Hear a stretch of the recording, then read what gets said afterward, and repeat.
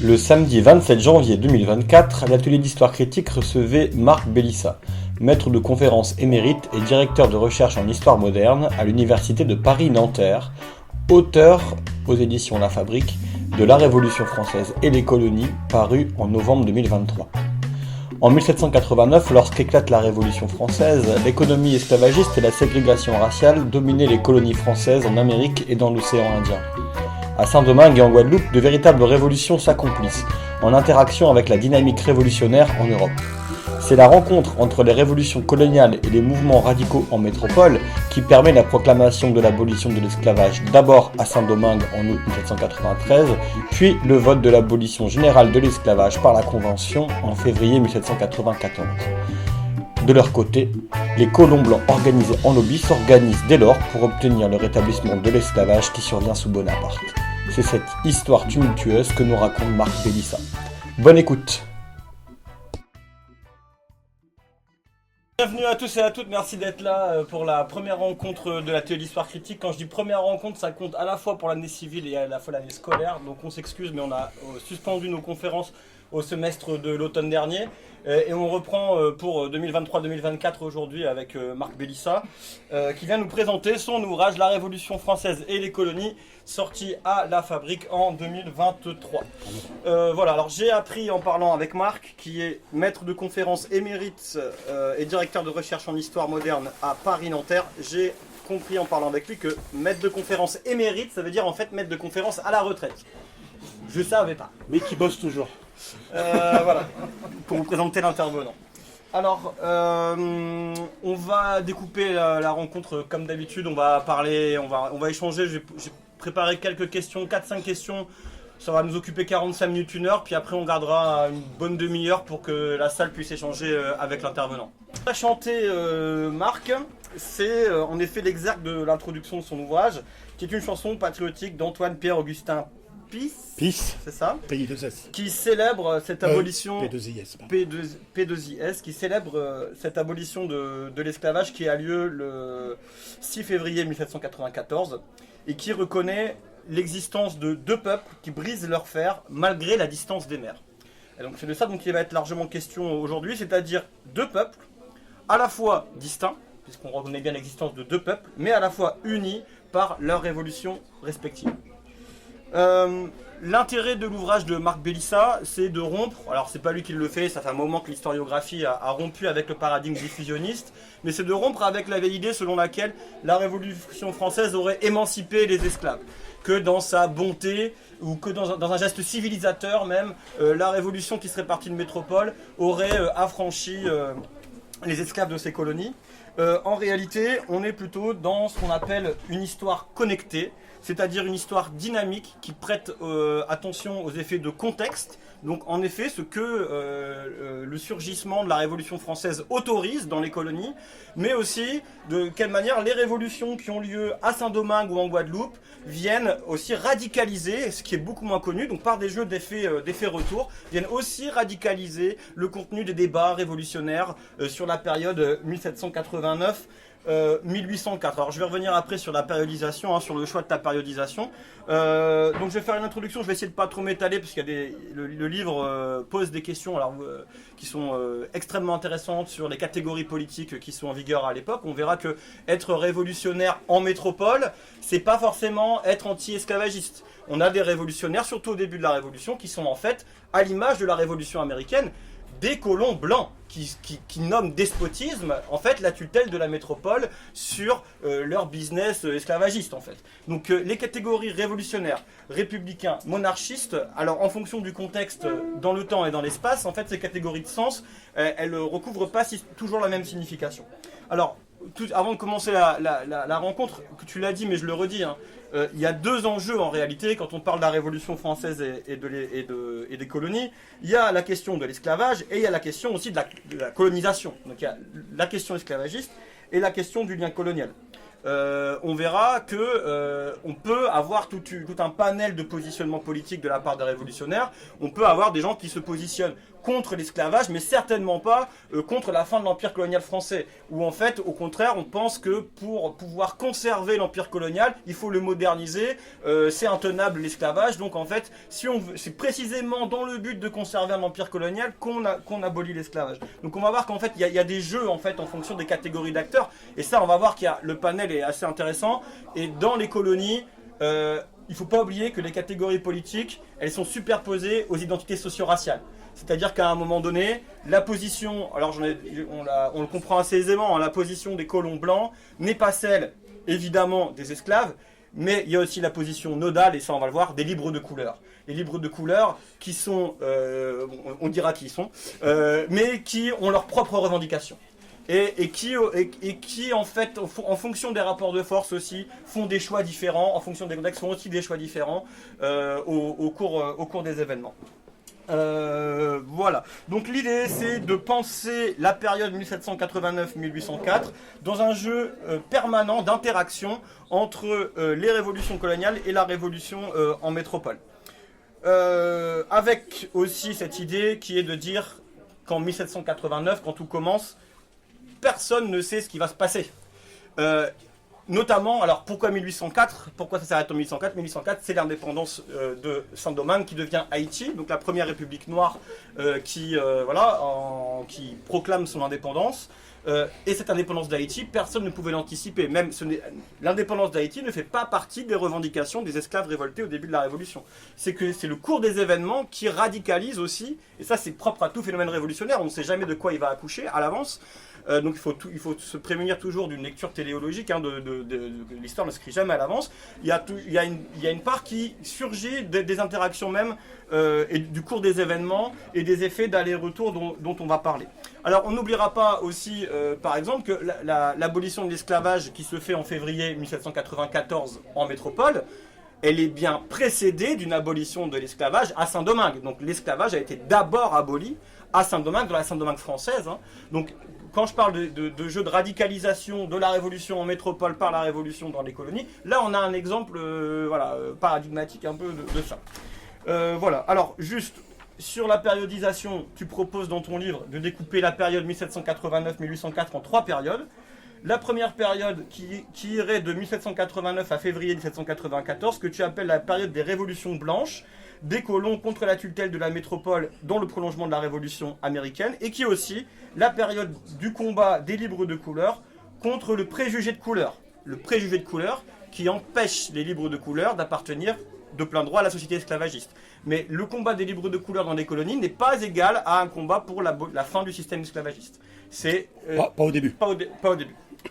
Deuxième période 1795-1799, donc quand les révolutionnaires ont aboli l'esclavage, c'est la période du directoire. Donc l'abolition de l'esclavage qui va être dans les textes, on retrouve l'expression de liberté générale.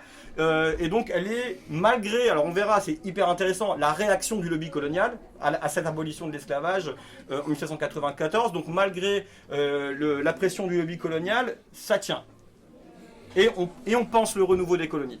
Et dernière période, 1799-1804, la période après le coup d'État de Bonaparte, qui est celle de la réaction coloniale, qui est celle du rétablissement de l'esclavage en Guadeloupe, en Guyane, et aussi de l'indépendance d'Haïti. Alors, première question peut-être quand même pour parachever le décor. Quand on parle, alors j'ai posé le cadre chronologique, j'ai posé un peu le cadre aussi historiographique de l'histoire connectée, en disant vraiment l'idée c'est de ne pas séparer artificiellement le cours des événements entre ce qui se passe en métropole et ce qui se passe dans l'empire colonial français, mais il faut peut-être préciser quand même le cadre géographique. Est-ce que tu peux commencer, Marc, par nous dire qu'est-ce que l'empire colonial français en 1789 ? Donc quelles sont les dynamiques qui caractérisent au début de la Révolution, dans quel état il est cet empire colonial ? Et tu dis même, je crois, et j'aimerais bien que tu nous expliques pourquoi, que dire empire colonial français, c'est presque un peu impropre.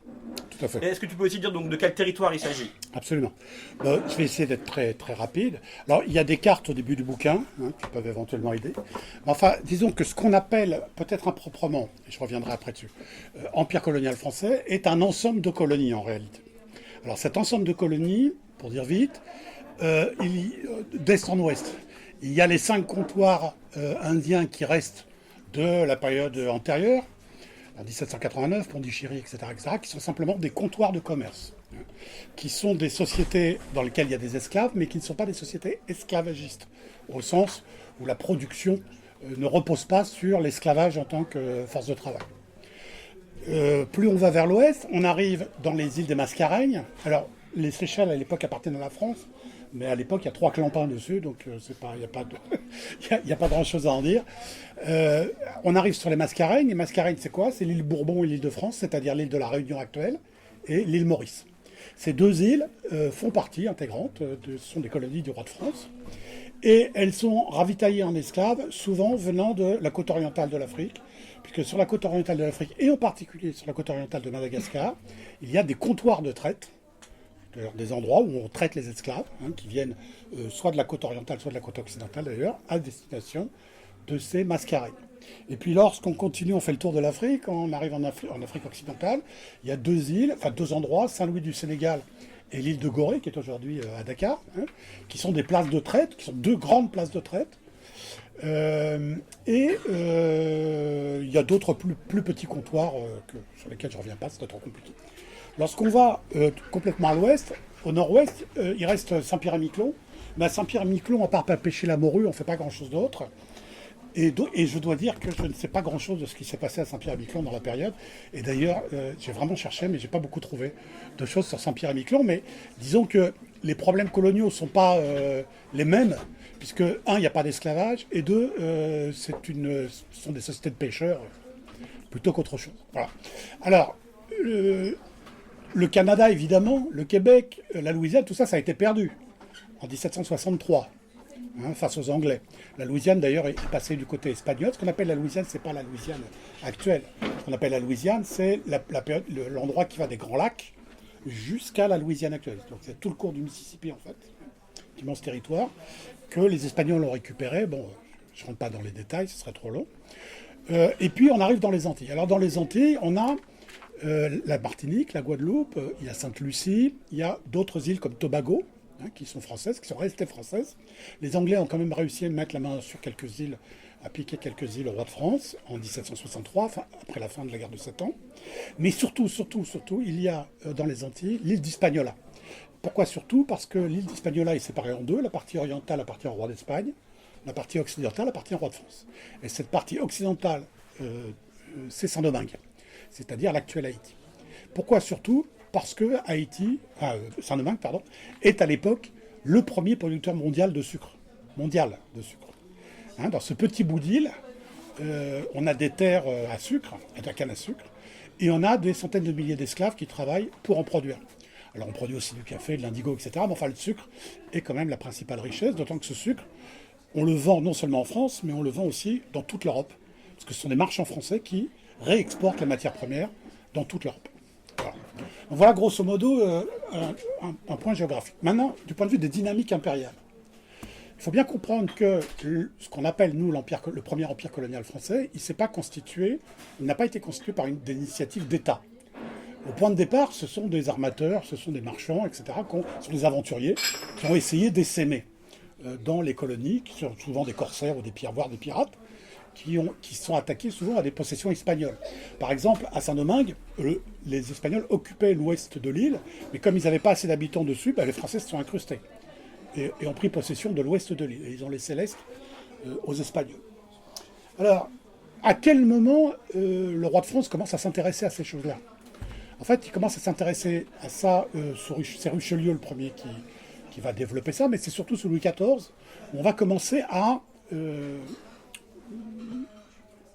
chercher à régler ce qui se passe dans ces colonies. On va le régler d'abord du point de vue juridique. Et le premier point juridique à régler, c'est la question de l'esclavage. Pourquoi? Parce qu'en France métropolitaine, le terme de métropole, d'ailleurs, on l'utilise très peu au XVIIe siècle, et il apparaît plutôt à la fin du XVIIIe, pendant la période qui nous occupe, pendant la Révolution française. En métropole, donc, il n'y a pas d'esclaves. Il n'y a plus d'esclaves. Il y a quelques restes de servage, par-ci par-là, la main morte, etc. Mais d'esclavage, il n'y en a plus, en théorie. Je dis en théorie parce qu'en fait, il y a quelques planteurs de Saint-Domingue qui ramènent leurs esclaves en France. Mais il n'y en a pas beaucoup. Il y en a quelques. Pour la domesticité, notamment. Pour la domesticité. Voilà. Mais bon, voilà, il n'y a pas d'esclaves en France. Donc il faut bien légiférer. Pour le roi Louis XIV, il légifère. Et il légifère quand? En 1685. C'est l'adoption du fameux édit de Colbert. Le code dit noir, bien qu'on ne parle pas du tout de la couleur de peau. Puisque dans la première version, celle de 1685, on parle en fait du statut des libres et du statut des esclaves. Voilà. Et on ne fait aucune mention de la couleur de la peau. C'est dans les versions successives, dans les années 1720, qu'on voit apparaître la couleur de la peau comme un facteur législatif. On reviendra là-dessus sans doute par la suite. Donc cet empire, cette dynamique d'empire, elle est brisée à deux reprises. Elle est brisée d'abord à la fin de la guerre de succession d'Espagne, quand les Anglais s'emparent d'un certain nombre de colonies françaises, notamment comment on appelle ça, ce qui viendra aujourd'hui de Nouveau-Brunswick, enfin peu importe, au Canada. C'est un détail. Puis une deuxième fois, à la fin de la guerre de 7 ans, donc en 1763, quand les Anglais s'emparent de toutes les colonies françaises en Amérique du Nord et de tous les territoires indiens, sauf les fameux 5 comptoirs dont j'ai parlé tout à l'heure. Donc, cette dynamique, elle est brisée, mais c'est précisément au moment où cette dynamique est stoppée, ou en tout cas ralentie, plus exactement, plutôt que brisée, que le gouvernement royal comprend la nécessité de penser cet ensemble comme un ensemble impérial. C'est-à-dire que jusque-là, les colonies sont des colonies du roi, elles appartiennent au roi. C'est sa propriété personnelle. Elles ne font pas partie du royaume, les colonies. Ce ne sont pas des provinces du royaume. Le lien qui unit les colonies à la France n'existe pas. Il y a un lien entre les colonies et le roi. Ce qui n'est pas du tout la même chose que dans les colonies de la Troisième République. Puis elles ne sont pas homogènes entre elles, en fait. Elles ont des statuts toutes différentes. C'est pour ça que, par rapport à ce qu'on entend par empire aujourd'hui, il n'y a pas des normes ou des institutions identiques à chacun de ces territoires. Absolument. Cela dit, si tu regardes bien, l'empire colonial de la Troisième République, jusqu'en 1920, il n'est pas très homogène non plus. Hein. Parce qu'il y a des situations juridiques très différentes entre l'Indochine, par exemple, et l'Afrique. Mais peu importe, c'est une autre question. Donc voilà, on a un empire qui est en train de se régler par le droit, par les ordonnances de Versailles. Par exemple, on a toute une législation économique, c'est ce qu'on appelle l'exclusif, qui oblige les colonies à vendre français et à acheter français. Alors français avec des guillemets, parce que ça veut dire acheter des produits qui viennent de France ou des produits qui sont amenés par des navires français ou des produits vendus par des marchands français de métropole. Donc en théorie, la législation commerciale interdit aux colonies, à toutes les colonies, en théorie, d'acheter, par exemple aux États-Unis, qui viennent d'être indépendants, puisqu'en 1789, depuis 1783, les États-Unis sont indépendants. Et les États-Unis, évidemment, lorgnent, ont un œil sur les colonies françaises parce que c'est un bon marché pour acheter et pour vendre. Voilà. Et donc, on a une espèce d'homogénéisation à partir de la fin de la deuxième moitié du XVIIIe siècle, une homogénéisation des institutions. C'est-à-dire que désormais, dans toutes les colonies, on va avoir un intendant de police, justice, finance et un gouverneur et un lieutenant-gouverneur, etc. C'est-à-dire qu'on a des institutions qui se construisent dans la deuxième moitié du XVIIIe siècle, à un moment où l'Empire en tant que tel est déjà en crise, en fait. Et il est déjà en crise, d'abord parce que les Anglais et les Espagnols sont en concurrence avec les Français, bien sûr, mais ils sont aussi en crise parce que les colons blancs, pour la plupart, blancs ou libres de couleur, et je reviendrai plus tard là-dessus, veulent en finir avec cette législation commerciale qui limite leurs revenus et qui leur pose des problèmes. Et donc, il y a de très fortes tensions entre colons blancs et gouvernement royal. Et il y a de très fortes tensions entre colons blancs et marchands de la métropole. Donc voilà où on en est du point de vue des dynamiques impériales. Quand on commence en 1789. Alors, puisqu'on est sur le contexte géographique de notre histoire, j'aimerais quand même qu'on dise que dans cette histoire de la Révolution française et de ses colonies, on est obligé de prendre en compte l'imbrication des échelles. C'est-à-dire que pour comprendre les révoltes d'esclaves dans les colonies, on doit à la fois prendre en compte les échelles locales, c'est-à-dire les tensions à l'intérieur des sociétés esclavagistes, notamment entre les propriétaires d'esclaves et les esclaves qui se révoltent, mais on doit aussi prendre en compte l'échelle régionale. Si on pense au monde caraïbe, c'est un monde qui est ultra connecté, où les circulations se font d'une île à l'autre, et d'un régime de souveraineté à un autre. Il y a les Espagnols qui sont présents, les Britanniques sont présents, les Français sont présents. L'échelle locale, l'échelle régionale, l'échelle impériale, qui vient d'en parler, c'est-à-dire l'échelle des relations entre la colonie et la métropole, qui est quand même censé être le centre normalisateur, celui qui impose ses normes. Et les relations entre les colonies. Entre les colonies aussi, parce qu'il y en a. Donc, voilà, régionale. Et après, tu parles aussi, dans l'introduction, d'une échelle globale, puisque là, c'est ne pas oublier que quand les révolutions démarrent, elles ont un impact qui dépasse leur seul territoire les seuls territoires sous souveraineté française, en fait. Il y a un jeu de circulation à l'échelle globale, à l'échelle mondiale, en fait.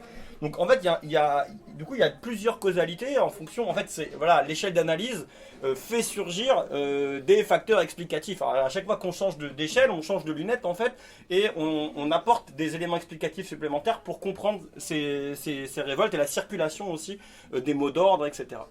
Alors, deuxième question. Tu commences l'ouvrage sur la fameuse Déclaration des droits de l'homme de 1789 et de son impact. Alors moi, comme beaucoup ici je pense, je suis quand même on est interloqué de l'extérieur de cette Déclaration des droits de l'homme. Alors on sait que c'est pas la seule version, que c'est une version qui a été négociée, il y a la Déclaration du 26 août 1789 qui n'abolit pas l'esclavage. Donc les hommes naissent libres et égaux en droit.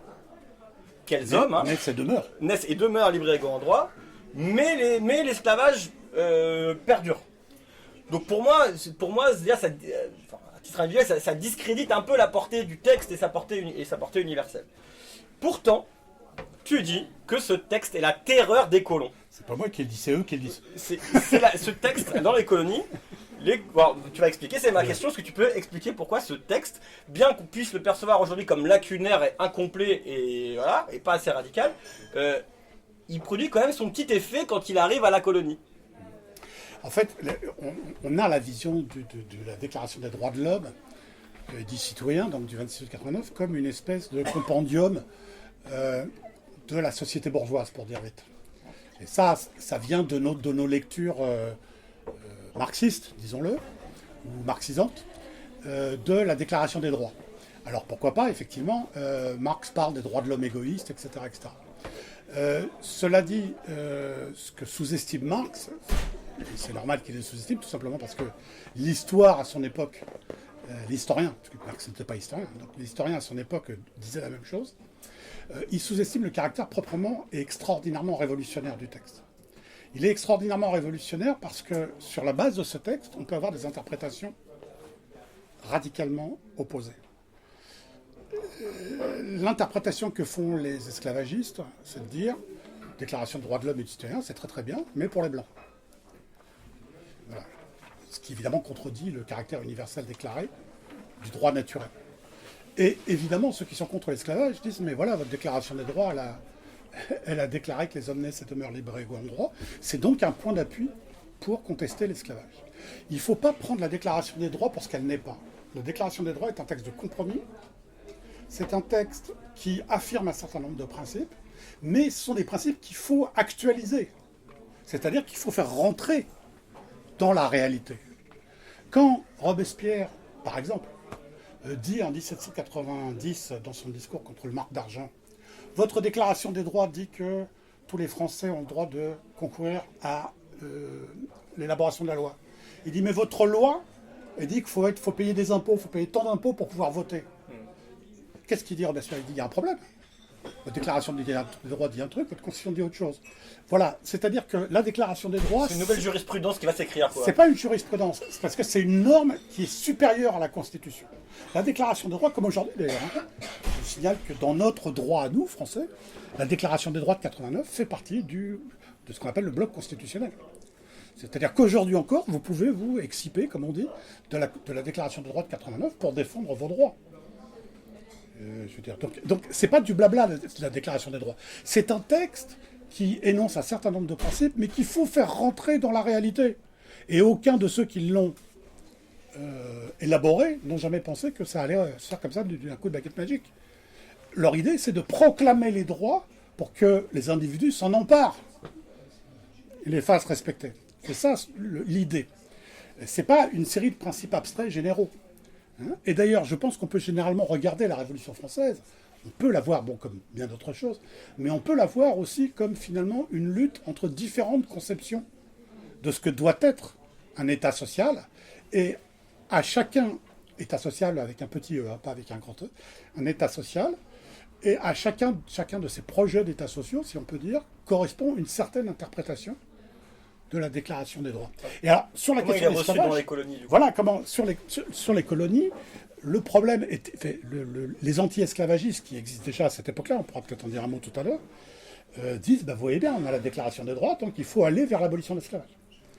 Les colons disent, non, on ne peut pas faire ça, pour une bonne et simple raison, c'est qu'il y a un autre principe qui est retenu dans la Déclaration des droits, c'est la propriété. Article 17, la propriété, tatati, tatati, tatata. Or, le problème, c'est que cet article, enfin, c'est pas un problème, mais il faut comprendre que cet article 17, il a été ajouté. Au départ, il y avait que 16 articles. Et il y a eu un débat pour savoir s'il fallait préciser la question de la propriété. Pourquoi ? Parce que la propriété, dans l'article 2 de la Déclaration des droits de l'homme, est définie comme ce qui est propre à l'homme. C'est ce qu'on appelle à l'époque, cette définition de Locke de la propriété, ce qu'on appelle le caractère général de la propriété.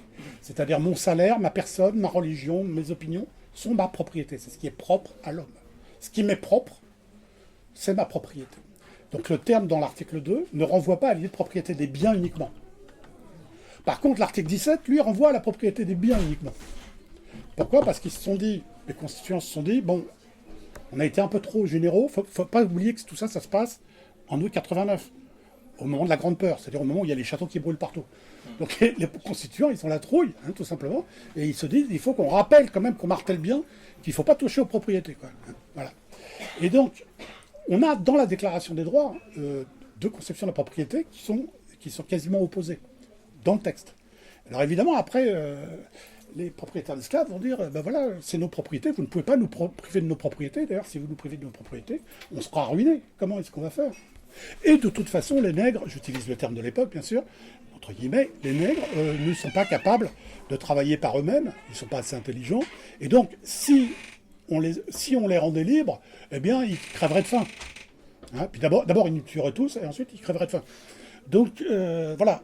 C'est pour ça que c'est la terreur des colons. Ils le disent dans leur... Alors, c'est pas moi qui ai relevé cette expression, c'est Florence Gauthier dans son ouvrage L'aristocratie de l'épiderme, qui a montré que dans la correspondance des colons, on a très souvent cette idée que la déclaration, c'est la terreur des colons.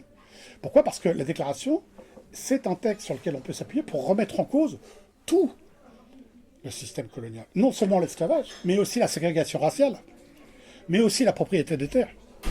C'est-à-dire que c'est ça qui terrorise les colons. Ce qui terrorise les colons, c'est le droit naturel. C'est quand on dit aux gens, vous naissez et vous demeurez libres et égaux en droit. A priori, tu dis qu'à Saint-Domingue, l'Assemblée des colons a voté officiellement la peine de mort pour toute personne qui détiendrait un exemplaire de la Déclaration des droits de l'homme et des citoyens. Absolument. C'est-à-dire qu'il faut absolument tout faire pour empêcher la déclaration d'arriver. Hein. Alors, est-ce que ça marche ? Non, ça marche pas, évidemment, puisqu'elle rentre quand même. D'abord, elle rentre dans les ballots portés par des blancs, d'ailleurs.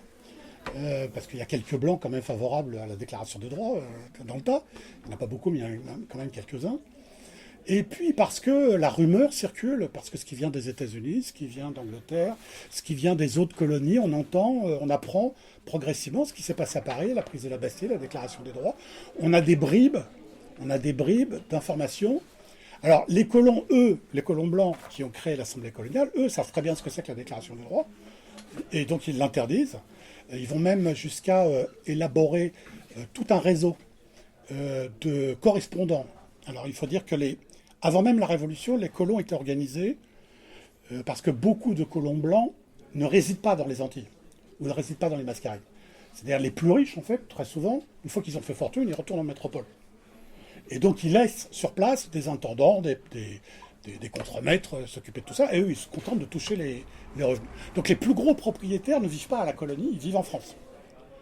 Ils vivent en métropole. Et donc ces gens-là se sont organisés avant 1789 en lobby, en club, en réseau. Et ils font déjà pression, avant même la Révolution, ils font pression sur le ministère de la Marine. Il y avait un ministre qui s'appelle Castries, qui était assez favorable aux revendications des libres de couleur, et ils s'arrangent pour le faire virer. Donc ils ont un poids. Ils ont le poids non seulement d'être des spécialistes des colonies, ils connaissent le terrain, alors qu'en France, c'est vrai, il y a peu de gens qui connaissent le terrain. France métropolitaine, mais aussi c'est parce qu'ils se présentent comme des réformateurs coloniaux, c'est-à-dire comme des gens qui veulent réformer les colonies pour améliorer la situation du royaume et pour enrichir le royaume de France. Parce qu'au bout du compte, le gouvernement royal, c'est quand même ça qui l'intéresse. Est-ce qu'on enrichit le royaume de France ou pas? Ce qui se passe aux colonies, à la limite, le roi Louis XVI, il s'en fiche un petit peu. D'ailleurs, Louis XVI lui-même est plutôt favorable aux revendications des élites de couleur. Et même, il trouve que les Noirs mis en esclavage, c'est pas terrible. On le sait, il l'a dit. Bon, enfin bon, bref, peu importe, c'est pas son problème. Son problème, c'est l'enrichissement du royaume de France. Je voudrais qu'on insiste du coup sur les stratégies justement du lobby colonial, sur ces cibles, donc il cible le ministère de la Marine, sur il est où quand la révolution démarre ce lobby colonial, où est-ce qu'on le retrouve, quelles sont les figures auxquelles on peut le rattacher, ils sont a priori jusque dans le club des Jacobins au début de la Révolution. Voilà. Et voilà. Donc, quels sont ces relais, quels acteurs en particulier on peut les identifier Alors, il y a plusieurs choses. D'abord, il y a ce qu'on appelle le club Massiac, qui est ce club qui se constitue justement au lendemain du vote de la Déclaration des droits de l'homme. Le lendemain, ils se réunissent. C'est tous ceux qui sont à Paris, tous les délégués, les gros propriétaires qui sont à Paris, qui se réunissent à l'hôtel de Massiac, qui se trouve place des Victoires à Paris, aujourd'hui. Enfin, je sais pas, l'hôtel n'y est plus, mais enfin, il est plus sous la même forme en tout cas. Et ce club Massiac entre en relation avec ses correspondants. Le club a des correspondants dans toutes les villes portuaires. Nantes, Bordeaux, etc., etc. Parfois, ils sont directement en relation avec les autorités municipales. C'est le cas à Bordeaux. Carrément, dans les autorités municipales, il y a des membres du club Massiac, etc., etc. Donc, il y a un vrai réseau de plusieurs centaines, voire plusieurs milliers de correspondants qui sont intéressés à ce qui se passe dans les colonies. Par ailleurs, ils réussissent à soudoyer ou à intéresser, soudoyer si on veut dire de manière négative et intéresser de manière positive, réussissent à intéresser un certain nombre de gens qui a priori n'ont pas de relation particulière avec les colonies. C'est le cas par exemple de Barnave, Antoine Barnave, qui est l'un des leaders de la Révolution au point de départ, puisque c'est le leader de la Révolution dans le Dauphiné, ce qui a lancé un petit peu l'après-révolution, comme on dit. Et Barnave, lui-même, n'a pas d'intérêt colonial, mais il va, par le biais de ses amis Alexandre de Lameth, notamment, les deux frères Lameth, Alexandre et l'autre, j'ai oublié son prénom, je ne me souviens plus, mais c'est ce qu'on appelle à l'époque le triumvirat. C'était les trois grands dirigeants du club des Jacobins, qui a été créé à l'initiative de Barnave, justement. Et donc, à l'origine, le club des Jacobins, en 1789-90, est dirigé par des gens qui sont, en fait, au service des intérêts coloniaux. Et au tout début, en 1789, on va avoir des gens qui vont intervenir dans le cadre du club des Jacobins, quelqu'un comme Monneron, député de l'île de la Réunion, qui est le défenseur de l'esclavagisme dans le club des Jacobins. Alors, il ne défend pas l'esclavage sur le terrain du racisme, sur le terrain de la couleur de la peau, parce que ce genre d'argument en métropole, ça porte pas tellement. Il n'y a pas de racisme, entre guillemets, anti-noir. Il y a peut-être des préjugés chez les Parisiens, peut-être, mais il n'y a pas ce qu'on appelle un racisme. C'est pas structurant. Ouais. C'est pas structurant, c'est pas du tout. Voilà. En fait, le racisme est un objet historique, bien sûr. D'ailleurs, le mot raciste n'est utilisé qu'à partir des années 1920. Mais même si ça existe avant, il existe des pensées raciales, bien sûr. Mais disons que le racisme n'a pas un grand sens à l'époque, parce qu'on ne pense pas en termes de race, tout simplement. Enfin aussi, on pense en termes de race, les nobles, les pas nobles. C'est deux races. Les nobles, le sang bleu et pas le sang bleu. Mais donc, ce que je veux dire, c'est que je suis parti sur autre chose. Ramène-moi à la question. Je sais plus sur quoi j'étais parti, mais on peut effacer, on peut faire. Ouais, pouf pouf. Ouais, pouf pouf. On fait pouf pouf. Et tu reviendras dessus. Non, mais sur ces colons, ouais. À partir de 1794, du coup, ils viennent clairement des contre-révolutionnaires. Avant. Ouais. Avant, oui. Et puis du coup, juste là, sur ce qui se passe dans les colonies. Ils sont quand même prêts à livrer les colonies aux Espagnols, aux Britanniques, si ça peut sauvegarder leurs intérêts de propriétaires. Absolument, absolument. Donc, ce club Massiac, grosso modo, va avoir une grosse activité, pour dire vite, jusqu'au 10 août 92, c'est-à-dire jusqu'au moment où la monarchie tombe. Au moment où la monarchie tombe, la plupart des membres du club Massiac, qui sont quand même grillés, parce que tout le monde a bien compris qui ils étaient, c'est-à-dire qu'à la fin de la Constituante, disons fin 91, il y a déjà des manifestations populaires contre le club Massiac. Il y a des manifs organisés par des sections parisiennes, par le peuple de Paris, qui envoient des pierres sur les carrosses qui sortent de l'hôtel Massiac. Donc il y a la prise de conscience au moins dans une partie de la population parisienne, du fait que ces gens-là défendent un ordre qui est contraire à l'ordre révolutionnaire et à la Déclaration des droits. Donc, ils commencent à être un peu grillés à la fin de la Constituante, et donc à la fin de la législative, donc quand il y a le 10 août et qu'il y a la chute de la monarchie, la plupart d'entre eux s'en vont. Certains sont déjà partis, d'autres ont émigré en Angleterre, d'autres ont émigré en Allemagne avec les émigrés, d'autres se sont engagés dans l'armée des princes, et beaucoup sont retournés dans la colonie pour se battre. Pourquoi ils se battent? Parce que depuis, ça on y reviendra évidemment après, depuis 1790, en fait, dans presque toutes les colonies, il y a une guerre civile. Alors avec des formes plus ou moins aiguës de guerre civile, il y a des endroits où la guerre civile a été écrasée, comme par exemple en Martinique, où il y a eu des révoltes même avant l'arrivée de la nouvelle de la prise de Bastille. Il y a eu une révolte avant l'arrivée en Martinique, mais elle a été écrasée tout de suite. Et ensuite, il n'y a plus de mouvement insurrectionnel à la Martinique. Voilà, on a un exemple là de décalage. C'est-à-dire ceux qui sont partis trop tôt ou trop vite, en quelque sorte, ont été écrasés tout de suite. Mais dans les autres colonies, que ce soit dans les Mascareignes, à Saint-Domingue ou en Guadeloupe, alors en Guyane c'est calme. Il n'y a pas beaucoup de monde, il faut dire. Mais dans d'autres îles, il y a une véritable guerre civile. Et donc, ces colons, à partir du 1892, vont, comme tu l'as dit, soit se tourner vers les Anglais, soit se tourner vers les Espagnols, plus vers les Anglais, parce que les Espagnols, militairement, avaient moins de moyens que les Anglais. Et donc, il y a 2 traités qui sont signés entre ces émigrés, ces colons blancs, et le gouvernement de Pitt, le gouvernement anglais, pour leur livrer les colonies en échange du maintien de l'esclavage. Maintien de l'esclavage qui, jusqu'à ce moment-là, n'est pas du tout en cause, puisqu'à aucun moment on a réussi, les anti-esclavagistes n'ont réussi à poser la question de l'esclavage. À chaque fois qu'ils ont essayé de poser la question de l'esclavage dans l'Assemblée, ça a été écarté. À la fois par le lobby colonial et aussi, il faut dire, par l'ignorance d'une grande partie des députés à qui on a dit, parce que le lobby colonial mène une campagne, une vraie campagne. Il paye des journalistes, il paye des brochures, il balance dans l'Assemblée des trucs disant si on perd les colonies, on met 6 millions d'ouvriers français au chômage. C'est une exagération manifeste, puisqu'il n'y a pas 6 millions de gens qui travaillent pour les colonies. Donc, ce genre de chantage a une actualité incroyable. Absolument. C'est dingue. Non, mais les propriétaires et les riches utilisent un peu souvent les mêmes arguments. Hein, c'est qu'il y a 2 siècles comme aujourd'hui. Donc leur argument, c'est si vous touchez aux colonies, le pays s'effondre. Hein. C'est there's no alternative, comme disait une certaine Margaret.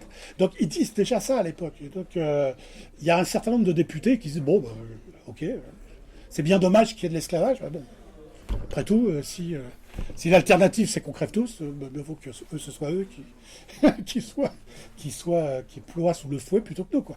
Donc si vous voulez, il y a une opinion, il n'y a pas une opinion qui valorise l'esclavage. Les colons valorisent l'esclavage. Ils expliquent que les esclaves africains sont bien mieux en Amérique qu'en Afrique. Parce qu'en Afrique, ils étaient déjà esclaves, et puis on les a envoyés, et puis c'est vachement mieux parce qu'au moins, en Amérique, ils sont chrétiens. Voilà. Ils sont devenus chrétiens, donc c'est bien. Et puis, de toute façon, ils sont contents. La preuve, c'est que quand ils sont vieux, il n'y en a pas beaucoup qui arrivent à être vieux, mais enfin, quand ils sont vieux, on s'occupe d'eux. Alors qu'en Afrique, ils crevaient là-dedans. Bon, bref, il y a tout un discours un peu humanitaro bidon, si vous me permettez, des esclavagistes, mais ce type d'argument n'est pas du tout utilisé en métropole. En métropole, l'argument c'est terrible l'esclavage, il faut faire quelque chose, il faut le modifier, mais on ne peut rien faire. Pour l'instant, parce que sinon les Anglais vont nous piquer nos colonies, parce qu'on va perdre de l'argent, parce qu'on va mettre des mecs au chômage. Et donc on ne peut rien faire. C'est plutôt sous cet angle-là que la question va être posée. Alors j'aimerais qu'on en arrive maintenant à la position des libres de couleur dans ce débat. Donc est-ce que tu peux, donc ce débat sur l'abolition de l'esclavage, alors on a compris que, en fait j'ai introduit la discussion en disant qu'il y avait 2 questions, la question de l'esclavage et la question coloniale. En fait il y en a une troisième quand on prend, quand on est à l'échelle des colonies, c'est la question de la ségrégationniste. C'est-à-dire ce qu'on appelle à l'époque la question du préjugé de couleur. C'est-à-dire que les libres de couleur précisément sont libres, mais ils n'appartiennent pas à la société des colons blancs. En tout cas, ils aimeraient trouver un marchepied. Pour eux, la révolution, c'est peut-être le marchepied qu'ils attendaient depuis tellement longtemps pour pouvoir s'immiscer, appartenir de plein droit à cette classe des propriétaires, desquels ils sont exclus à cause du préjugé de couleur. Donc, est-ce que tu peux revenir sur qui sont les libres de couleur, et dans ce débat, quelle est leur position, et en fait, ils défendent leur intérêt en tant que classe. Donc, quels sont ces intérêts ? Bien sûr. Bien sûr, bien sûr. Alors qu'est-ce que c'est qu'un livre de couleur? On va commencer par le plus simple. Évidemment, quand les premiers colons blancs sont arrivés aux Antilles, ils n'ont pas amené leurs femmes avec eux. Je crois qu'au tout début, il y avait 5 femmes en Guadeloupe, 5 femmes blanches en Guadeloupe, pendant quasiment 40 ans. Donc évidemment, les colons blancs ont fait des enfants à leurs femmes esclaves, à leurs maîtresses esclaves, aux indiennes, quand il y en avait. Il n'y en avait plus beaucoup, parce que beaucoup étaient mortes. Mais ça veut dire que quoi? Ça veut dire que, grosso modo, pour dire vite, jusqu'en 1720, 1780-1720, toute la population des colonies, que ce soit dans les mascarades, c'est des métis, en réalité. C'est-à-dire que les présumés blancs, comme on dit à l'époque, c'est le terme qu'on utilise à l'époque, présumés blancs, c'est des gars qui sont métis. Parce que le propriétaire qui a fait des enfants à sa favorite esclave va, pas tout le temps, mais de temps en temps, il va émanciper sa maîtresse, à sa mort. Ou il va émanciper ses enfants, les enfants qu'il a eus avec sa maîtresse. Pas forcément ceux qu'elle avait eus avant. Et donc on a une situation où, théoriquement, on n'a que des libres et des esclaves, mais en fait, de plus en plus, on va avoir une catégorie qui n'est pas une catégorie juridique au point de départ, qui est une catégorie socio-raciale, qui s'appelle les métis, et qu'on appelle à l'époque les libres de couleur. Pourquoi est-ce qu'on les appelle les libres de couleur? Parce qu'ils ne sont pas esclaves, ils ont été émancipés. Dans le Code noir, on prévoit l'émancipation, la manumission, comme on dit.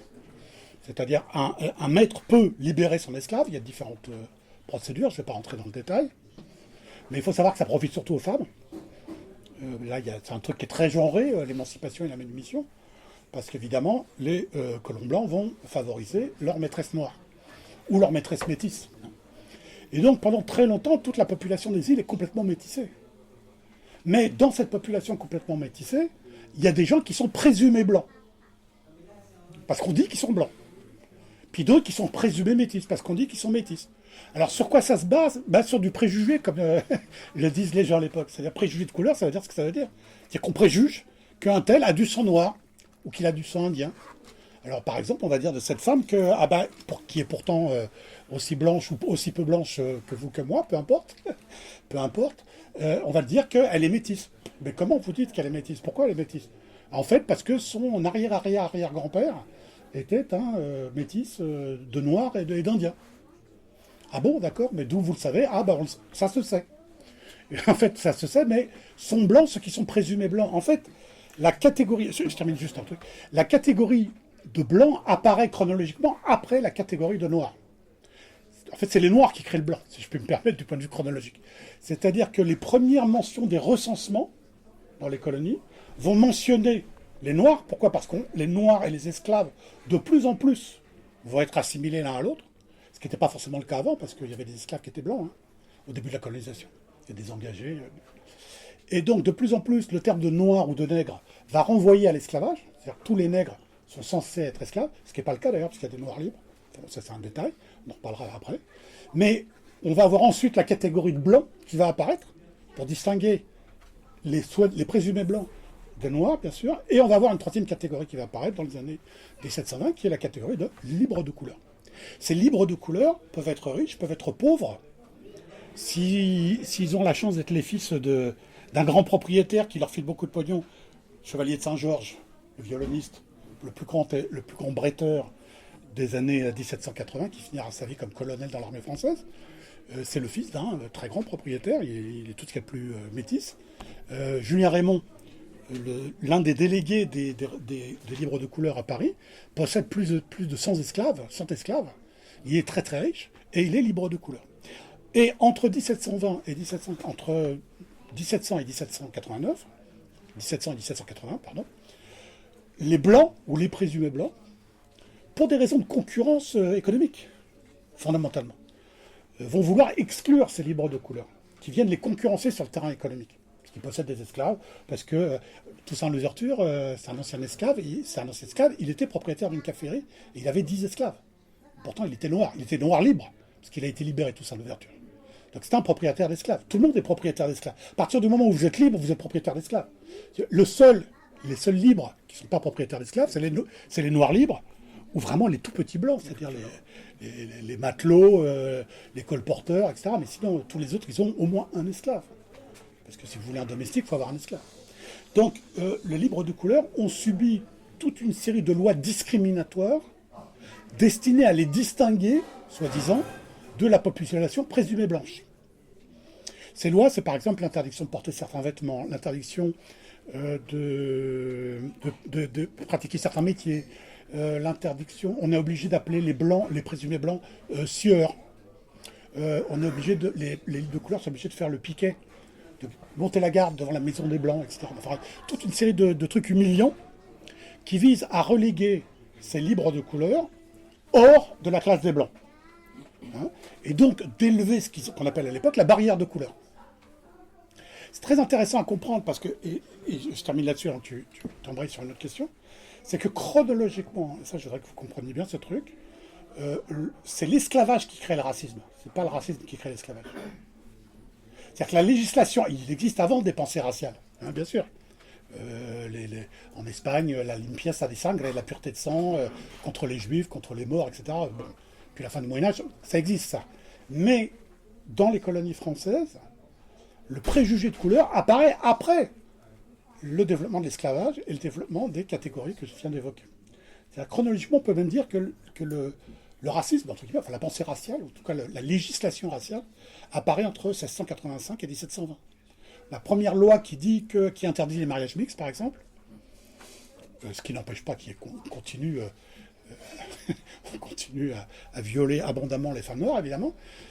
Violer ou pas violer, d'ailleurs, ça dépend, parce que dans certains cas, plein de femmes noires, c'est une porte de sortie, quoi. Donc, c'est à peu près à ce moment-là qu'on voit apparaître la question de la couleur de la peau, la pensée raciale, comme un facteur structurant. Or, ces gens-là, les libres de couleur, je l'ai dit, ont des intérêts de classe, comme tu l'as dit, très bien. Ils ont des intérêts de classe en tant que propriétaires. Les plus riches de ces libres de couleur ne veulent pas abolir l'esclavage. Ils veulent abolir la ségrégation raciale. Donc ils disent, nous sommes des citoyens comme les Blancs. Nous avons les mêmes droits. Les hommes naissent et demeurent libres et égaux en droit. Bon, pas nos esclaves, mais nous, oui. Hein, c'est comme tous les... Toujours la question, on veut que ceux qui sont derrière restent derrière, surtout qu'ils ne vous passent pas devant. Donc, la plupart des libres de couleur sont sur cette ligne, c'est-à-dire qu'ils défendent le statut colonial, mais ils disent, on veut notre place, parce qu'on est des propriétaires, on est des citoyens, on est des bons citoyens. Ce qui nous sépare, c'est une question de préjugés de couleur. En réalité, c'est présumé blanc. Il y en a la moitié d'entre eux qui sont en réalité des métis depuis longtemps, mais on les présume blancs. Donc en fait, il n'y a pas de distinction entre nous. Mais progressivement, un certain nombre d'entre eux, notamment le plus célèbre, c'est Vincent Auger et Julien Raymond, ce sont les deux plus célèbres, un certain nombre d'entre eux vont comprendre qu'on ne peut pas compter sur les propriétaires blancs pour limiter la ségrégation raciale, puisque par définition, c'est les propriétaires blancs qui l'ont imposé. Et donc ils vont comprendre que, mais ça, il va falloir du temps, hein. Ça va prendre plusieurs années avant qu'un certain nombre de libres de couleur passent à l'idée d'abolition de l'esclavage en même temps que l'abolition de la ségrégation raciale. Mais il va falloir un certain temps. Et surtout, il va falloir des années de guerre civile. Parce que pour les propriétaires blancs, notamment à Saint-Domingue, il n'est pas question d'accorder quoi que ce soit comme droit aux libres de couleur. Prenons l'exemple de la Martinique. À la Martinique, par exemple, les libres de couleur se sont alliés avec les grands propriétaires blancs royalistes. C'est pour ça qu'il n'y a pas eu de révolte d'esclaves. Enfin, il y en a eu au début, mais il n'y en a pas eu après. Parce que les propriétaires se sont alliés, au sens de classe, de la classe des propriétaires. En Guadeloupe et à Saint-Domingue, les propriétaires blancs n'ont pas voulu faire alliance avec les propriétaires libres de couleur. Ce qui fait que le front de maître, en quelque sorte, le front de classe, si on veut dire, a été brisé dès le départ, à cause des colons blancs, il faut bien le dire. Et dans cette brèche, parce que la guerre civile commence par la guerre civile des libres de couleur contre les blancs. Alors quand je dis la guerre attention, dans les troupes des libres de couleur, il y avait aussi des noirs, des blancs. C'est pas en réalité couleur contre couleur. En réalité, ce sont des troupes bigarrées de toute façon. Il y a toutes les couleurs. Mais les chefs, disons que c'était des libres de couleur. Et donc, la guerre civile commence comme ça, mais très vite, un troisième acteur intervient, ce sont les esclaves. Ouais. À partir d'août 91. Alors on va y venir. Alors juste, En fait, en te lisant, j'ai fait le lien avec un texte de Dumas. Alors, Dumas, donc, dont le père aussi, le père, je crois, est un général aussi très illustre pendant la Révolution française, hein, un militaire français. Donc, Alexandre Dumas, qui fait partie de cette classe des métis. Voilà, riche. Alors, je fais un peu, désolé, je sors un peu de la période, mais j'ai trouvé un texte de Dumas qui s'appelle Georges, je sais pas si tu connais, qui date de 1843 et qui révèle exactement ce que tu as dit sur la subjectivation de la classe des mulâtres dans le grand jeu des oppositions socio-raciales. Alors juste, je vais lire la préface qui est écrite par Léon François Hoffmann, je sais pas qui est ce monsieur, mais je le cite, ce qu'il dit sur la position de Dumas par rapport aux questions de métissage. Alors, la personne qui rédige l'introduction du roman dit « Georges, roman nègre ?» pour l'interrogation et avec des guillemets, non, roman mulâtre. La thèse que défend Dumas n'est pas l'abolition de l'esclavage, encore moins l'égalité des races. Il attaque tout simplement les préjugés sociaux des créoles blancs envers les mulâtres libres, comme Dumas, riches comme Dumas, remarquables d'intelligence, de talent, d'énergie, comme Dumas. Donc, Georges et Jacques Munier, c'est les personnages, peuvent passer pour blancs. Pour les besoins de l'intrigue, bien sûr, mais c'est aussi un symbole. Le sang noir qui coule dans leurs veines est assez dilué pour ne plus compter. Aussi n'est-il pas étonnant que Georges, apprenant que ses ennemis, donc Georges c'est le personnage du roman, qui est en fait la figure de Dumas lui-même, hein, ça se passe à l'île Maurice, à l'île Bourbon, à l'île de France. Donc aussi n'est-il pas étonnant que Georges, dans le roman, apprenant que ses ennemis comptent s'emparer de lui pour lui infliger 25 coups de fouet, le personnage s'écrie dans le roman « Les misérables, le fouet c'est le supplice des nègres ». À quoi son frère lui répond « Eh bien, que sommes-nous donc, nous autres mulâtres, des nègres blancs, pas autre chose ?» Bref, le scandale n'est pas que les Africains soient traités comme du bétail, mais qu'on prétende leur assimiler les mulâtres, qu'on ne reconnaisse pas que le sang blanc est rédempteur, qu'on refuse d'oublier une origine honteuse que ni Dumas ni ses héros n'ont choisi de revendiquer. Ainsi, Georges peut être considéré à la fois comme un document biographique qui illustre l'attitude de Dumas envers sa négritude, et comme un document historique qui illustre l'attitude de bien des mulâtres au milieu du siècle dernier. Donc ça veut dire que même 50 ans après, on a la classe des mulâtres qui tient sensiblement la même position, quoi. Même si le mot mulâtre, c'est une expression qui vient du préjugé de couleur. Ouais, c'est un stigmate. Hein. Voilà, c'est un stigmate, c'est pas un terme... voilà, parce que le terme le plus neutre, c'est celui que j'utilise, c'est celui de métis, qui est un terme neutre. Parce qu'évidemment, les contemporains ont une espèce de truc complètement délirant, de degré de négritude. Hein. Par exemple, Moreau de Saint-Méry, je crois qu'il dit, il peut distinguer un 186e de sang noir. Quand il voit quelqu'un, il peut dire, lui, il a un 180. Alors, il y a des catégories. Alors, les plus simples, c'est les carterons, ceux qui ont un quart de sang noir. Les octavons, ceux qui ont un 8e de sang noir, etc. etc. Mais Moreau de Saint-Méry, qui est un théoricien du colonialisme et de l'esclavage, il explique qu'il y a 186... Mais aujourd'hui, aux Antilles, le colorisme, c'est ça. Il y a quand même, symboliquement, en tout cas, il y a des teintes de noir. Et quand on arrive en métropole, il n'y a que deux catégories. On est blanc, on est noir. Mais encore aujourd'hui, quand on change d'espace géographique, de contexte socio-géographique, la question raciale, comme tu dis, à l'époque révolutionnaire, les catégories sociopolitiques ne sont pas les mêmes à la colonie. Et aujourd'hui, c'est pareil. Ouais. Dans la post-colonie, c'est pareil. Hein. On n'est pas noir aux Antilles aujourd'hui comme on est noir en métropole aujourd'hui. Absolument. Et on peut dire de même, d'ailleurs, des gens qui viennent... des gens qui sont d'origine... comment on appelle ça, tamoul, quand ils viennent en France, tamoul ou des îles de Mascarène, justement, de la Réunion, etc., ils ont la peau noire, mais évidemment, à l'époque, on les appelle des nègres, alors qu'ils viennent de l'Inde, et qu'ils n'ont jamais, eux, ils n'ont jamais été esclaves. C'était des travailleurs libres.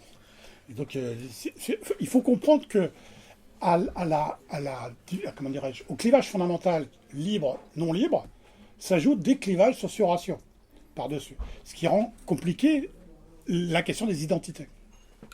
Alors terminons par faire surgir cette troisième catégorie d'acteurs dont tu parlais, c'est-à-dire les révoltés eux-mêmes, les révoltés des colonies eux-mêmes. Je ne sais pas forcément par quel bout le prendre, mais parlons de Saint-Domingue, de la révolte de Saint-Domingue et de la révolution de Saint-Domingue. Donc 1793, la première abolition de l'esclavage Sontonax. Non, la révolution commence vraiment en 1791. Vas-y.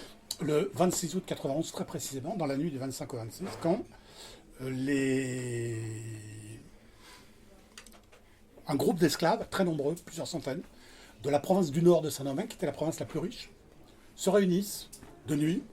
Et en fait, ceux qui se réunissent, c'est des délégués. Et c'est pas un hasard, c'est ce qu'on appelle l'aristocratie de la plantation. C'est-à-dire que c'est des gens qui sont des cochers, des intendants, des contremaîtres, etc. Donc, c'est-à-dire, comme on dit à l'époque, c'est des nègres de confiance. C'est-à-dire des gens qui peuvent se déplacer Parce que les nègres pas de confiance, ils ne peuvent pas se déplacer. Mais les nègres de confiance peuvent se déplacer. Quelqu'un comme Toussaint Louverture, avant d'avoir été libéré, il était nègre de confiance, puisqu'il était cocher. Donc, cocher, vous pouvez vous déplacer. Et ces gens-là étaient les vecteurs de la circulation des nouvelles. Ils ont été les vecteurs de la circulation des idées révolutionnaires, d'ailleurs, soit dit en passant. Pas que, mais entre autres.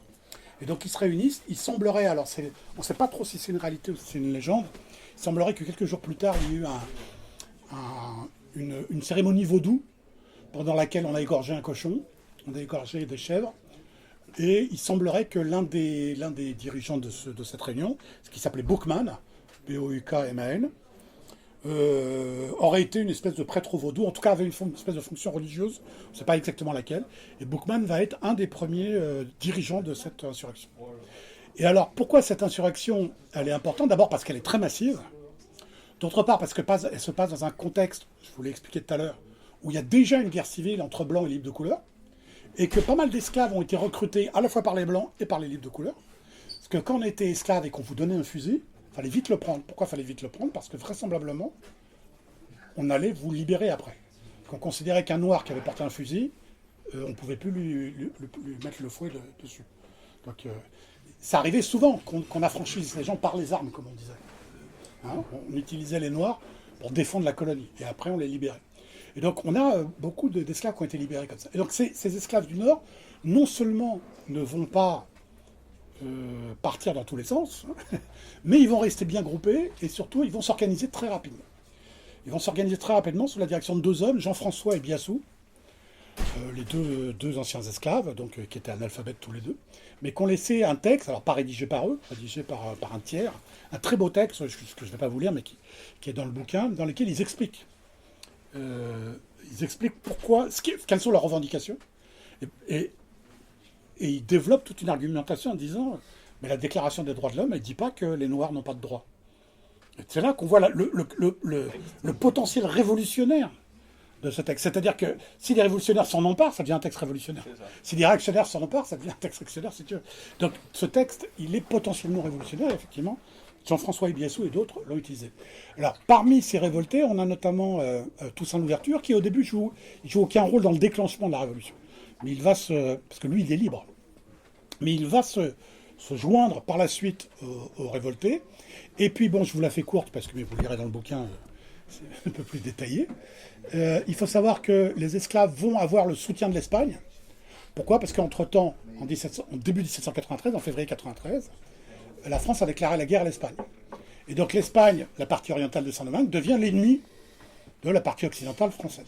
Et donc les esclaves, ni une ni deux, ils sont près de la frontière, puisque la frontière, elle n'est pas loin, elle est à l'est. La partie est, c'est la partie où il y a le plus de montagnes. Donc pour les esclaves révoltés, c'est une sauvegarde. Et donc ils vont obtenir l'appui du roi d'Espagne, et par exemple Jean-François et Biassou vont devenir généraux, enfin ils vont devenir d'abord colonels, puis généraux. Et Jean-François et Biassou vont finir tous les deux comme grands d'Espagne, avec des titres de duc et tout. Enfin, je veux dire, c'est des types qui étaient esclaves à l'âge de 30 ans, quoi. Hein, voilà. Et tous ces éléments vont favoriser en fait la révolte des esclaves. S'il n'y avait pas eu la guerre civile entre les libres de couleur et les blancs, s'il n'y avait pas eu la déclaration de guerre de la France à l'Angleterre, à l'Espagne, il est possible, je ne sais pas, on fait de la science-fiction, hein, il est possible que la révolution des esclaves aurait été écrasée. Possible. Mais dans le bloc impérialiste, il y a du jeu, donc ils y vont, quoi. Voilà, ils y vont. Et d'autant plus que les gens qui ont été envoyés par la France pour rétablir l'ordre, évidemment, vous avez une révolte d'esclaves, on envoie des gens pour rétablir l'ordre. Il se trouve que les gens qu'on a envoyés pour rétablir l'ordre, les deux commissaires de la législative, sont deux jacobins abolitionnistes. L'un est Sontonax, membre du club des Jacobins, il a écrit plusieurs textes abolitionnistes dans le journal Les Révolutions de Paris, qui était un journal révolutionnaire à l'époque. L'autre, c'est Paul Vérel, c'est celui qui a demandé l'exclusion de tous les esclavagistes du club des Jacobins. Et donc les deux, c'est ceux qu'on envoie là-bas. Et dans les lettres de Sontonax, on voit qu'il dit, mais on m'envoie faire un travail qui n'est pas possible. Bon, au début, il réussit d'ailleurs. Au début, ils écrasent un certain nombre de révoltes. La révolte des Platons dans le sud de Saint-Domingue, elle est écrasée, ils butent tout le monde, femmes, enfants, esclaves, tout ça, parce qu'il a les ordres, il doit obéir aux ordres. Voilà. Et puis, au bout d'un moment, il comprend que les vrais révolutionnaires, c'est pas les blancs royalistes. Les vrais révolutionnaires, c'est les noirs esclaves, espagnols, qui se disent royalistes. Évidemment, parce qu'ils se disent, nous, on défend Louis XVI, notre bon roi, etc. Et donc, c'est cette radicalisation de la situation à Saint-Domingue qui va amener quelqu'un comme Paul Vérel à dire on ne peut gagner cette guerre qu'avec les Noirs, qu'avec les esclaves, les anciens esclaves révoltés.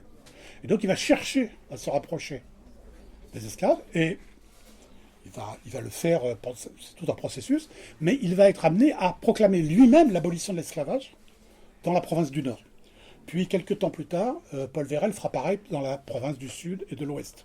Ce qui fait que la première abolition de l'esclavage, comme tu le disais tout à l'heure, elle a été réalisée sur place, par Sonthonax et Paul Vérel, deux abolitionnistes, parce qu'ils comprennent très bien que la vraie révolution, c'est ceux qui sont les esclaves révoltés qui la font.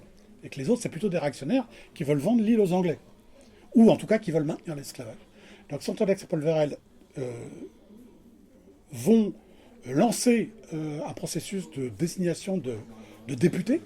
Donc ils vont créer des élections. Alors évidemment, des élections qui sont un peu bizarroïdes, parce que la moitié de l'île est occupée par les royalistes, un autre bout par les Anglais, etc. Donc ils montent une petite assemblée de représentants, et ils élisent des députés. Ils élisent deux noirs, deux libres de couleur, deux blancs. Et ils ont un drapeau qui est le drapeau de l'égalité de l'épiderme. Noir, blanc, rouge. Ah, ça c'est trop bien. Vas-y. Et dessus, il y a une notion qui dit « l'union fait la force ». Et bon, il y a tout un tas de péripéties, parce que les colons font tout pour les empêcher d'arriver en France, etc. Parce qu'à Paris, on ne sait rien de ce qui est en train de se passer là-bas. On n'a pas de nouvelles.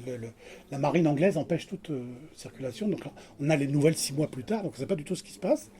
Et quand les gars arrivent, en l'occurrence, il y en a 3 qui arrivent, Belay, premier député noir, Mills, qui est un député métis, enfin libre de couleur, et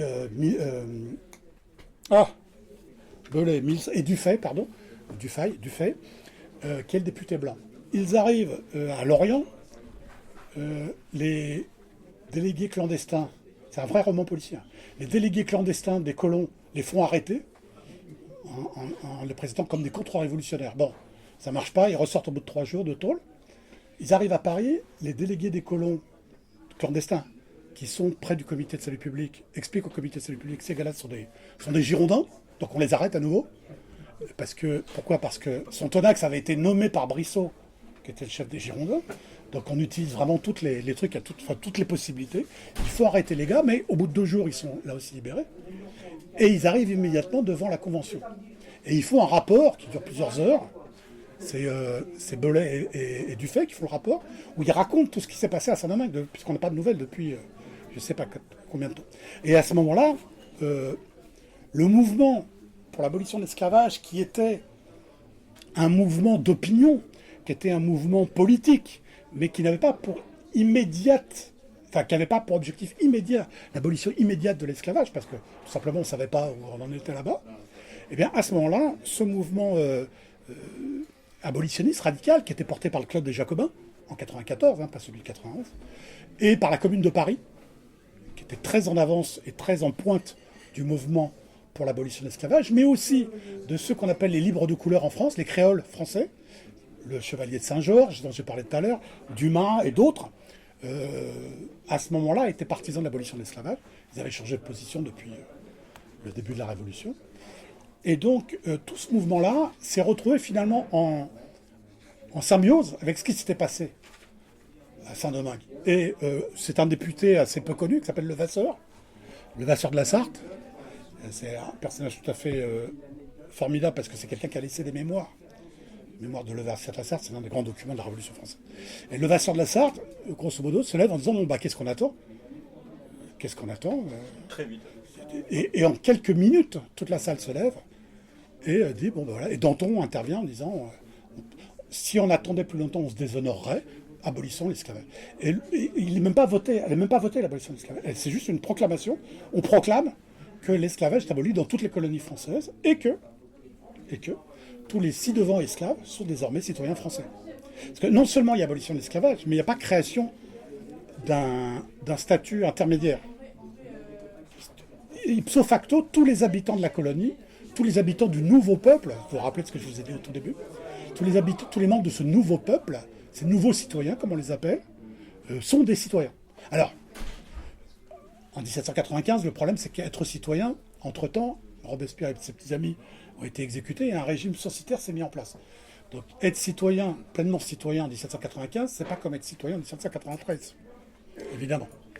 Mais, de fait, on a aboli, en théorie, l'esclavage. Pourquoi en théorie? Parce qu'en réalité, on ne peut pas l'abolir en Martinique parce que les Anglais l'ont occupé. Et la France a échoué à réoccuper en Martinique. On ne l'a pas aboli dans les Mascareignes parce que quand on a envoyé des délégués sur place pour faire appliquer la loi, les colons blancs et une partie des libres de couleur ont chopé les délégués, les ont entourés avec du papier adhésif et ils les ont envoyés en métropole sur un bateau.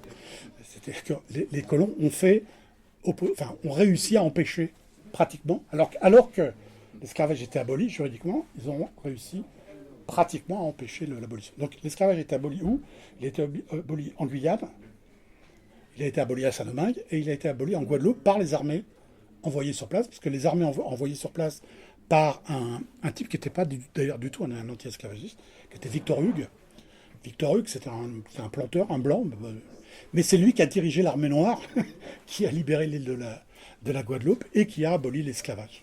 Alors comme on n'a pas dépassé déjà l'heure de discussion, mais on va quand même terminer avant de laisser la parole. Bon, déjà, sur l'abolition de 1794, on précise quand même qu'elle est faite sans indemnité pour les propriétaires, contrairement à celle de 1848. Absolument. Donc elle est plus radicale que celle de 1848. Tu dis quand même que dans les commémorations républicaines du bicentenaire, elle a été quelque peu oubliée, hein, cette première abolition de l'esclavage. Il faudrait quand même répondre pourquoi. Il y a quand même pas mal de sujets. En fait, je vous suggère des questions pour après. Parce que du coup, il y a le dernier point, c'est la réaction coloniale, c'est Bonaparte. Ouais. 1780, là, donc ta dernière période, 1799-1804, la réaction coloniale, Bonaparte qui cède au lobby, voilà, qui cède de bonne grâce. Et ce qui suit, c'est l'indépendance d'Haïti. Tu racontes 10 minutes, 5 minutes. Oui, très rapidement, mais bon, si ça vous intéresse, vous lirez le livre. Si ça vous intéresse pas, tant pis, fera autre chose. Voilà, en fait, Bonaparte, est-ce qu'il partage le préjugé de couleur? Vraisemblablement oui. On n'en est pas sûr, mais il y a de grandes chances que ce soit le cas. En tout cas, ce dont il est persuadé, c'est qu'il faut, enfin c'est son objectif, il faut reconstruire un empire colonial. Là, pour être une grande puissance, la France doit construire un empire colonial. Il a déjà essayé, quand il était général du Directoire, en Égypte. Pendant la campagne d'Égypte, la campagne d'Égypte, c'est une guerre de conquête coloniale, hein, qui était pensée comme une espèce de substitut au fait qu'on avait perdu les anti-esclavagistes. Donc l'idée un petit peu sous-jacente d'un certain nombre de gens sous le Directoire, c'est de reconstruire un empire colonial, mais qui ne s'appuie pas sur l'esclavage, qui s'appuie sur le salariat. Et cette idée qu'on va, au lieu d'aller chercher des Africains pour les amener en Amérique, on va chercher à développer ces cultures en Afrique pour exporter directement les produits sans passer par la case esclavage. Vous voyez l'idée, c'est pas du tout un anticolonialisme. Au contraire, c'est un colonialisme d'une autre manière. C'est un nouveau colonialisme, en quelque sorte. Et donc, Bonaparte est entouré des restes du parti colonial qui avait été un peu liquidé en 1994, puis qui était réapparu sous le Directoire, puis qui avait redisparu à partir de 1997, parce que la plupart d'entre eux étaient ce qu'on appelle des crypto-royalistes, et ils avaient été mis en prison par le Directoire. Enfin, je vous la fais courte. Et donc, ces gens-là reviennent autour de Bonaparte et réussissent à le convaincre de la nécessité de ce projet colonial. Et donc, sur quoi il va s'appuyer? Parce que Bonaparte récupère la Louisiane, qui avait été donnée, vous le rappelez, aux Espagnols, et en fait Bonaparte la récupère. Et donc son idée, c'est de reconstruire un empire colonial à partir de la Louisiane, avec pour base Saint-Domingue, la Guadeloupe, etc. Donc l'idée, c'est de penser un empire compact, pour le coup, et cohérent et concret du point de vue géopolitique. Sauf que, pas de bol pour lui, alors il rétablit l'esclavage en 1802, on le rétablit à la Guadeloupe. Alors d'ailleurs, on le rétablit sans le dire, puisque la loi de 1802 ne rétablit pas l'esclavage, mais il ne l'abolit pas dans les terres où il n'a pas encore été aboli. C'est-à-dire, c'est un peu cynique comme truc. C'est-à-dire que la loi de 1802 qui rétablit l'esclavage, en fait, elle ne dit pas qu'elle abolit l'esclavage, qu'elle rétablit l'esclavage, elle dit qu'elle n'abolira pas l'esclavage là où il n'a pas été aboli. Donc théoriquement, d'après la loi, l'esclavage ne va pas être rétabli ni en Guyane, ni en Guadeloupe, ni à Saint-Domingue. Sauf que Bonaparte envoie des troupes sur place, et beaucoup de troupes, puisqu'il envoie même son beau-frère Leclerc, il envoie beaucoup de troupes, de là va arriver d'une part le massacre de la Guadeloupe, puisqu'on estime à environ 10% de la population noire les gens qui ont été exterminés par le général Richepense, qui est envoyé en Guadeloupe. Et d'autre part, à Saint-Domingue, l'offensive de Leclerc va échouer. Elle va échouer, pourquoi? Parce que les troupes, dirigées d'abord par Toussaint Louverture, puis par la suite, quand Toussaint Louverture sera arrêté et envoyé mourir au fort de Joux, dans le Jura, c'est son second, de Salines, qui, après toute une série de péripéties que je ne vais pas vous reprendre parce que ce serait trop long, va s'attaquer à Leclerc, puis à Rochambeau, parce que Leclerc meurt de la fièvre jaune, et le général Rochambeau, qui l'a remplacé, est obligé de capituler en 1804. Et donc, la première défaite militaire majeure de Bonaparte, c'est les esclaves noirs enfin les anciens esclaves noirs, les Noirs de Saint-Domingue qui la lui ont infligé. Et c'est pas une petite défaite, c'est plus de 40 000 hommes. C'est une grosse armée, 40 000 hommes. 40 000 hommes qui sont morts sur place. C'est une défaite majeure, dont évidemment Bonaparte va assez peu se vanter par la suite. Plus tard, à Sainte-Hélène, il dira « j'aurais vraiment pas dû, j'aurais mieux fait de m'appuyer sur Toussaint Louverture et pas rétablir l'esclavage ».